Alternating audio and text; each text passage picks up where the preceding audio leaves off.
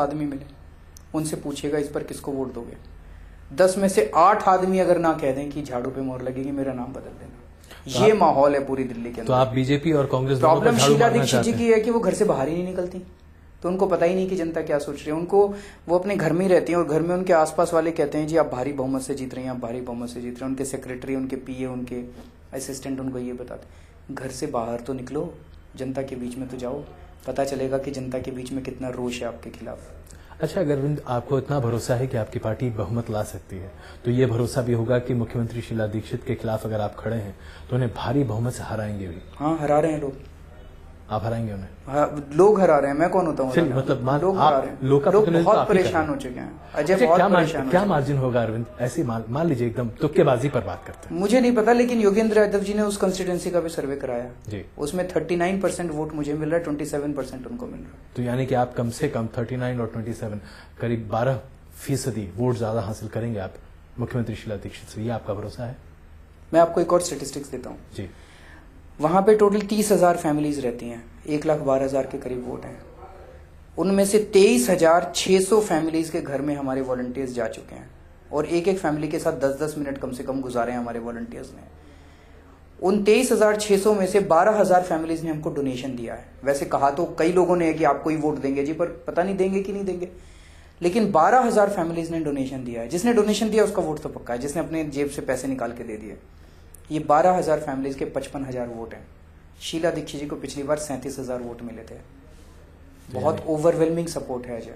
चलिए, अगर ऐसा होता है तो वाकई में बधाई देने के लिए भी हम लोग सबसे पहले आपके सामने उपस्थित होंगे। हर कोई आज, चाहे हम बीजेपी की बात करें या कांग्रेस की बात करें, आपको वोट कटुआ पार्टी के तौर पर दिख रही है। क्या वाकई में आप दरअसल यही हासिल कर पाएंगे? हम तो काट रहे हैं वोट, दोनों के काट रहे हैं। बीजेपी रो रही है उधर, जैसे दूसरी क्लास का बच्चा जाके मम्मी को शिकायत करता है, मेरे वोट काट दिए, मेरे वोट काट दिए, मेरे वोट काट दिए, रो रही है बीजेपी। ये तो कांग्रेस का एजेंट है, अरविंद तो कांग्रेस का एजेंट है। कांग्रेस भी कह रही है, क्यों कहने लगे वो कांग्रेस कह रही है हम बीजेपी की बी टीम है।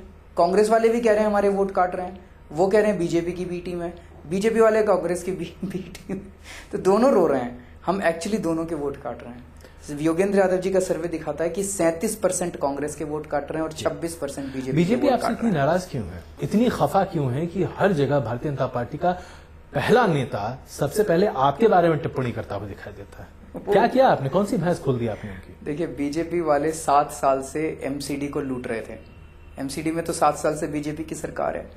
एक काम बता दीजिए जो एमसीडी में बिना पैसे के होता हो, नक्शे पास होते हो, सड़कें दिल्ली में बनती हो बिना पैसे के। लूट लिया इन्होंने। अब इनको दिल्ली दिखाई दे रही थी, एंटी शीला सेंटीमेंट को ये भुनाना चाहते। एक भी काम बीजेपी की किसी रैली में वो ये नहीं बताते कि एमसीडी में उन्होंने क्या अच्छा करके दिखाया। वो शीला दीक्षित ने किया, शीला दीक्षित ने एंटी शीला सेंटीमेंट वो लेना चाह रहे थे। हमने आके रायता फैला दिया उनका। अच्छा खासा उनकी लाट पकड़ रही थी कि अब दिल्ली मिलेगी, अब दिल्ली मिलेगी, अब दिल्ली, इसलिए उनके मुख्यमंत्री की लड़ाई हो रही है। हमने आके उनका रायता फैला दिया। और दूसरी चीज, बीजेपी और कांग्रेस में अच्छी सांठगांठ थी। शीला दीक्षित ने बिजली के दाम बढ़ाए, 5 साल तक बीजेपी के 24 एमएलए बैठे अंदर, एक ने भी आवाज नहीं उठाई विधानसभा के अंदर। 24 एमएलए अगर इस्तीफा दे देते, शीला दीक्षित जी की हिम्मत नहीं थी बिजली के दाम बढ़ाने की। अब चुनाव के पहले याद आ गया, बीजेपी सत्ता में आएगी तो 24-30% बिजली के दाम बढ़ाएगी, घटाएगी। तो झूठ बोल रहे हैं ये लोग, नियत खराब है इन लोगों की। दोनों मिले हुए हैं बिजली कंपनियों के साथ। नरेंद्र मोदी की रैली का कितना असर, या नरेंद्र मोदी अगर दिल्ली में कैंपेन करते हुए दिखाई देते हैं तो उसका कितना असर? देखिए, सारी दिल्ली में मैं पूछ रहा हूं लोगों से, लोग ये कह रहे हैं जी अगर बीजेपी को वोट देंगे तो मोदी जी नहीं बनने वाले दिल्ली में मुख्यमंत्री तो विजय गोयल बनेंगे। विजय गोयल इतने भ्रष्ट हैं, 4 दिन में शीला दीक्षित को पीछे छोड़ देंगे भ्रष्टाचार में। तो जनता शीला दीक्षित को हटा के विजय गोयल जी को तो नहीं लाना चाहती। जनता इस बार ईमानदार सरकार चाहती है।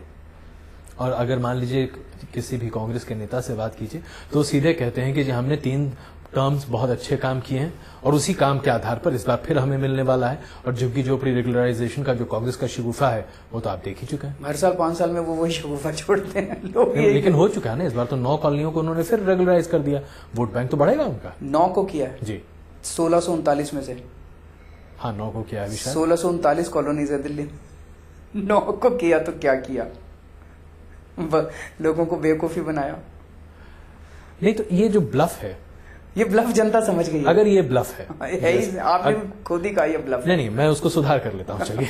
अगर ये ब्लफ है, आपके मन की आवाज निकली थी एक्चुअली। नहीं, देखिए मन की आवाज तो क्या जाने कोई, लेकिन अगर ये ब्लफ है तो इस ब्लफ को कॉल करने के लिए आप क्या कर रहे हैं? हम तो कुछ नहीं कर रहे, जनता सब समझती है। जनता बेवकूफ नहीं है इस देश की, जनता सबसे समझदार है जी। जनता को सब पता है कौन बेवकूफ बना रहा है, कौन सियाना है। जनता सब समझती है। जनता इस बार ईमानदार सरकार चाहती है, ईमानदार पार्टी को वोट देना चाहती है। इस बार जनता के पास विकल्प है, जनता अपना मन बना चुकी है। एक बार और बड़ी इंटरेस्टिंग चीज चल रही है, बीजेपी और कांग्रेस सेम शब्दों का इस्तेमाल कर रहे हैं अपने कैंपेन में। बीजेपी कह रही है केजरीवाल ने अन्ना को धोखा दिया, इनकम टैक्स को लूटा, फॉरेन एजेंसीज को ये किया, केजरीवाल हटाओ दिल्ली बचाओ। शीला दीक्षित जी के भी, कांग्रेस के भी पोस्टर एग्जैक्टली सेम है। केजरीवाल ने अन्ना को धोखा दिया, इनकम टैक्स को लूटा, फॉरेन एजेंसी, केजरीवाल हटाओ दिल्ली बचाओ। बीजेपी वाले भी केजरीवाल हटाओ दिल्ली बचाओ, कांग्रेस वाले भी दिल्ली हटाओ, केजरीवाल हटाओ। बीजेपी वाले शीला दीक्षित हटाओ नहीं कह रहे, कांग्रेस वाले विजय गोयल, एक मिनट, विजय गोयल हटाओ नहीं कह रहे, दोनों केजरीवाल हटाओ कह रहे हैं। क्यों? दोनों को पता है बीजेपी आ गई तो कांग्रेस वालों को भी ठेके मिलेंगे, कांग्रेस आ गई तो बीजेपी वालों को भी ठेके मिलेंगे।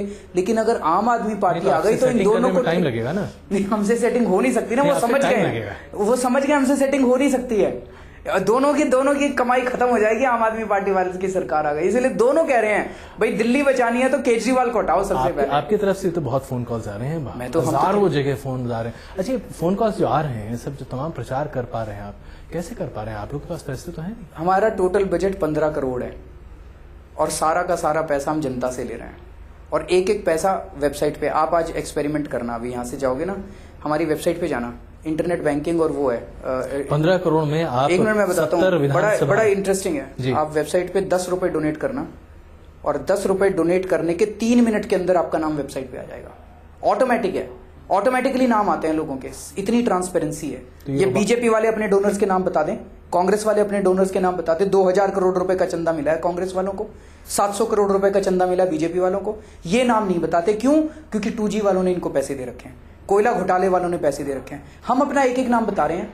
इस दिल्ली चुनाव में हमारा 15 करोड़ का बजट है 70 लोगों का, इनका 700 करोड़ का बजट है बीजेपी वालों का, और 1500 करोड़ रुपए का बजट है कांग्रेस वालों का। लेकिन क्या आपको लगता है कि 15 करोड़ काफी हैं 70 विधानसभा सीटों के लिए? ईमानदारी से चुनाव लड़ने के लिए 15 करोड़ काफी है, अगर जनता आपके साथ है तो।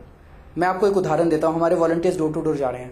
कौन है हमारे वॉलंटियर्स? वो लड़के लड़कियां हैं जिन्होंने अपनी नौकरियां छोड़ दी, जिन्होंने अपनी पढ़ाई छोड़ रखी है, अपने दुकानें बंद करके बैठे हैं, रिटायर्ड लोग हैं, हाउसवाइफ्स हैं, ये हमारे वॉलंटियर्स हैं। और अभी बीजेपी वालों ने डोर टू डोर कैंपेनिंग शुरू की थी, 300 रुपए दिहाड़ी में रखे हैं इन्होंने आदमी। इनको आदमी दिहाड़ी पे रखने पड़ते हैं, इसलिए पैसा खर्च करना पड़ता है। हमारे लिए इस दिल्ली की जनता जो है वो, ये सारी आम आदमी पार्टी दिल्ली की जनता है, दिल्ली की जनता लगी हुई है। अच्छा, अब अगर हम नेता के तौर पर कहें तो आज आप अपनी पार्टी में कितने नेता गिन सकते हैं? ऐसे कितने चेहरे हैं? हमारे यहाँ कोई नेता नहीं है जी, सारे आम आदमी है। नहीं, ठीक है, वो तो आप। और दिल्ली के अंदर हम मुख्यमंत्री बनने नहीं जा रहे जी, हर दिल्ली की जनता को मुख्यमंत्री बनाने जा रहे हैं। नहीं, वो तो देखिए, एडमिनिस्ट्रेशन चलाना तो पड़ेगा ना। हाँ, चलाएंगे, एडमिनिस्ट्रेशन तो चलाना पड़ेगा, उसके लिए लोग चुनने पड़ेंगे। कुछ लोगों को आपने ईयरमार्क किया है जो एक्चुअली आपके एडमिनिस्ट्रेशन चलेगा? योगेंद्र यादव है, प्रशांत भूषण है, संजय सिंह है, मयंक गांधी है, मनीष सिसोदिया है, गोपाल राय हैं, डॉक्टर अतुल गुप्ता हैं, सोमनाथ भारती हैं, शाजिया इल्मी हैं। कितने नाम गिनाऊं बताइए? बहुत अच्छे लोग हैं, बहुत लायक लोग हैं। जितने बैठे हैं ना अभी मंत्री संतरी जितने इनके, उनसे 100 गुना अच्छे हैं। एक आखिरी सवाल अरविंद, हर कोई आज ये कहता दिख रहा है कि जो पैसे आपके पास आ रहे हैं, आप भले ये दावा करते हैं, लेकिन आपके विरोधी ये दावा करते हैं कि जो पैसे आपके पास आ रहे हैं उसकी एक्चुअली अकाउंटिंग आपके पास नहीं है। हाँ, लोग ऐसा दावा करते हैं, वही मैं आपके सामने रख रहा हूँ। लोग ये भी, जो आपने आरोप लगाया कि भाई बीजेपी और कांग्रेस कह रही है, पर सर हमारा तो वेबसाइट पे अभी देख लीजिए, अभी आपके लैपटॉप पे इस पे खोल के देख लीजिए, फोन के ऊपर। मैं कह रहा हूँ, ये आरोप लगा रहे हैं लोग ये भी आरोप लगा रहे हैं आपने अन्ना हजारे को धोखा दिया। लोग ये भी आरोप लगा रहे हैं आप बहुत ही एरोगेंट है। वो सब पुरानी बातें हो चुकी हैं, कई बार इस पर हम लोग बातचीत भी कर चुके हैं।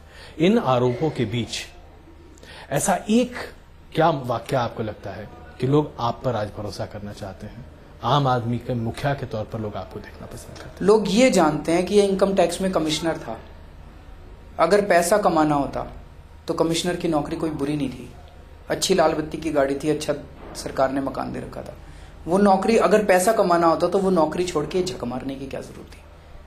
15 दिन तक भूखे रहा था मैं मार्च के महीने में, कोई भी सत्ता का लालची आदमी, पैसे का लालची आदमी 15-15 दिन तक भूखे नहीं रहता। 24 घंटे का नाटक करते हैं और उसी में इनकी नानी याद आ जाती है। तब लोगों को भरोसा है कि ये यहाँ त्याग और बलिदान करने के लिए आया, देश को बचाने के लिए आया। अरविंद, बहुत बहुत धन्यवाद और हमारी शुभकामनाएं आपके लिए। उम्मीद है कि आप जो बदलाव लाना चाहते हैं ला सकें। बहुत धन्यवाद। शुक्रिया।